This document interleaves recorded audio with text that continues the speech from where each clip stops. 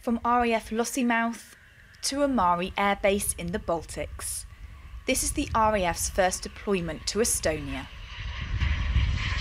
It's part of NATO's Baltic Air Policing Mission, working to secure NATO's airspace over Latvia, Estonia and Lithuania, which do not have their own air defence fighters. If there's an unidentifiable aircraft, the RAF jets will scramble, identify and possibly intercept. In between what's known as a quick reaction alert, the pilots carry out training sorties to keep up their skills. Well, we definitely feel like we are supporting the NATO mission, and we definitely feel like we are doing something to protect Estonia airspace. Well, there may only be 4 RAF Typhoons and 4 pilots over here in Estonia, but it takes many more to keep this mission up and running. There are over 120 RAF personnel based here, from engineers, the PT instructor, and of course the much needed medical staff. Squadron leader Stephanie Ingram is a GP back at RAF Wittering and has been deployed in the same role over here. Whenever there's a reasonable number of our guys deploying, we always try and bring medical support with them. You expect that you're going to bring a young and healthy, fit population out, but you're never going to avoid accidents, injuries, but also, you know, any sort of medical problems that can happen when you're out in somewhere. It's a different climate, different environment. The crew also have access to a physiotherapist.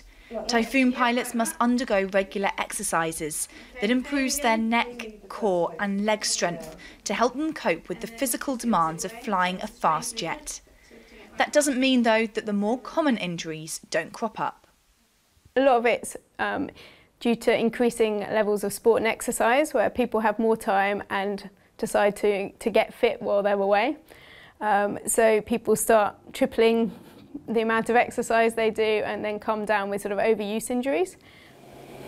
Every day the Typhoons are either on training sorties or have been scrambled. It's the engineers behind the scenes that tirelessly ensure they're mission ready at all times. We do scheduled maintenance, which is checking the aircraft on a daily basis to prevent any faults, and also after every sortie and any pilot reported faults, that's when we'll investigate them and try and rectify them. Where was the unserviceable bit? Which one, where's it gone? The safety of the pilots is paramount. The weapons that they put on the Typhoons and the kit that the pilots wear. So what we're looking at here is the latest HMSS helmet for the Typhoon aircrew. It gets serviced before and after each flight to ensure it's maintained appropriately. In the rest of this room is the survival equipment section, so everything that the aircrew wear throughout their flight and it connects them to the aircraft is maintained and serviced in here. So before and after each flight, they come in here, get dressed essentially for the mission and then carry it out.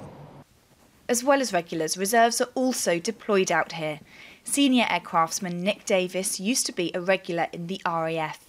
He then left to be in the fire service and is now back as a reserve. So we're, as part of the Guard Force element for the Typhoon Squadron, and within our shift we're actually responsible for the integrity and security of the building and also for doing mobile patrols while we're actually here. So yeah, it works pretty well. It's literally the best of both worlds because I get to do a job I love and also carry on doing a job I did love and still do. So yeah, it really does work well. Like any deployment, it's important to get downtime and to be able to keep in contact with home. That's where the communications team come in. They keep all systems up and running, including welfare services like BFBS TV and radio. It's vital for the aircraft technicians and the aircraft pilots to get onto their secret systems to do what they need to do. And for me, the most important thing is the real link back to the UK, because it's so people can speak to their families. If that's not there, they can't speak to their families, and that's most important.